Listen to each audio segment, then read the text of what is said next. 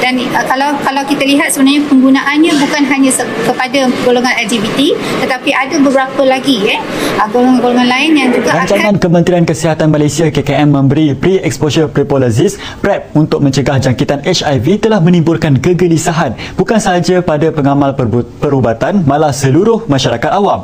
Pensyarah Kanal Fakulti Pengajian Quran dan Sunnah Universiti Sains Islam Malaysia USIM, Dr. Ahmad Sanusi Azmi berkata, ini kerana bekalan ubatan pencegahan HIV ini akan merangkumi pemberiannya kepada pasangan homoseksual bagi mencegah jangkitan HIV sesama mereka. Dalam erti kata lain, bagi memastikan hubungan songsang mereka dijalankan dengan selamat, pasangan golongan itu boleh diberikan PrEP. Menurut Dr. Sanusi, tindakan berkenaan boleh diumpamakan seperti kempen seks selamat dengan memberikan kondom yang pernah dianjurkan sekitar tahun 2018 yang bertujuan untuk mengelakkan penularan penyakit kelamin dan kelahiran bayi luar nikah. Namun secara tidak langsung ia tidak menyelesaikan permasalahan zina. Beliau dalam satu hantaran di Facebook rasminya berkata, pemberian PrEP ini telah dibantah oleh Persatuan Doktor-Doktor Pengamal Perubatan sendiri. Pihak Ikatan Pengamal Perubatan dan Kesihatan Malaysia IMEDIC melihat tindakan KKM yang mahu meluaskan penggunaan ubat PrEP kepada pasangan homoseksual berstatus HIV negatif yang seakan memberi galakan budaya songsang itu di kalangan masyarakat. Malah kata beliau lagi, Rasulullah SAW turut memberi amaran keras berhubung perbuatan ini yang sangat dilaknat Allah, yang bermaksud Allah melaknat mereka yang melakukan perbuatan kaum Lut.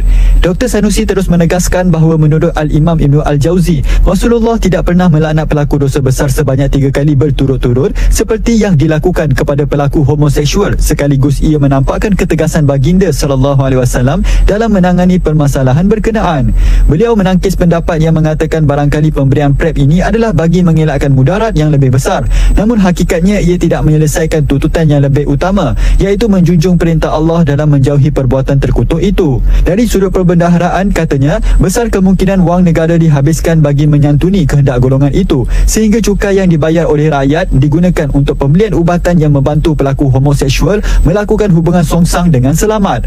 Berdasarkan laporan Global AIDS Monitoring, pada tahun 2021, trend penularan jangkitan HIV berubah dengan golongan MSM, iaitu hubungan seksual lelaki dengan lelaki mendominasi carta jangkitan HIV. Oleh itu, katanya kempen abstinen, iaitu penghindaran dari perbuatan seks, itu haruslah menjadi tunjang, iaitu mencegah HIV bukan hanya untuk membekalkan ubat kepada mereka yang berisiko tinggi seperti homoseksual semata-mata.